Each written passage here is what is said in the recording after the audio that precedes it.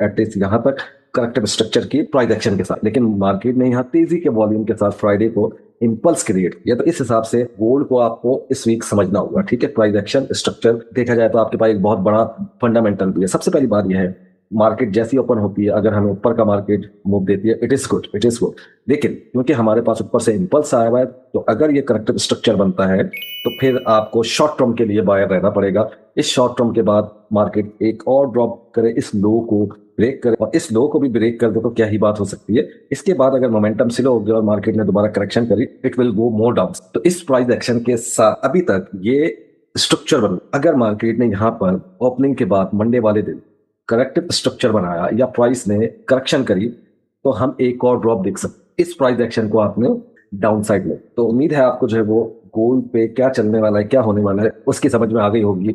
इस price action के बाद, इस इंपल्स के बाद एक्सपेक्टेड है अगर मार्केट करेक्शन करती है, this is only way we can see sell side move. Okay, अगर इस तरह का प्राइस एक्शन जो है वो आता है।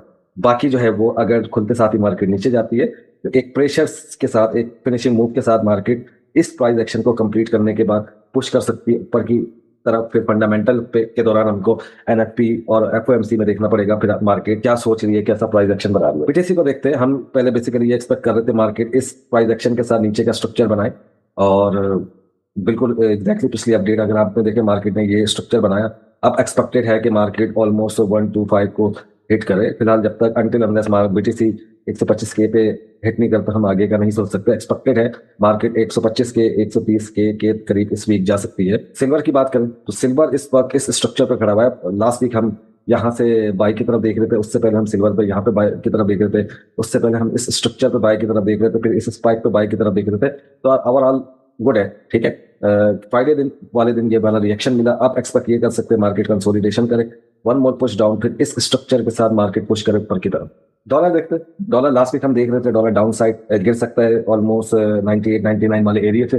प्रीवियस वीक जो है वो हम यहाँ से सेलिंग देख रहे थे प्रॉपर तरीके से। इस वीक एफओएमसी से पहले क्या हो सकता है, हो सकता है डॉलर करेक्शन करे, पुश करे ऊपर की तरफ। इस प्राइस को कंप्लीट करने के बाद हम इस 98 फॉर 500 के अराउंड रिएक्शन देख सकते हैं एक और ड्रॉप के लिए। तो फिलहाल ये सिनेरियो बन रहा है, फिलहाल ये सिनेरियो बन रहा है गोल्ड का, बीटीसी का, सिल्वर्स का और डॉलर का। अगला वीक फंडामेंटल के हिसाब से बहुत बड़ा वीक है। फंडामेंटल से पहले मार्केट मैनिपुलेट कर सकती है, मार्केट वोलेटाइल हो सकती है। प्राइस एक्शन का कंप्लीट होना बहुत ज्यादा जरूरी है। जैसे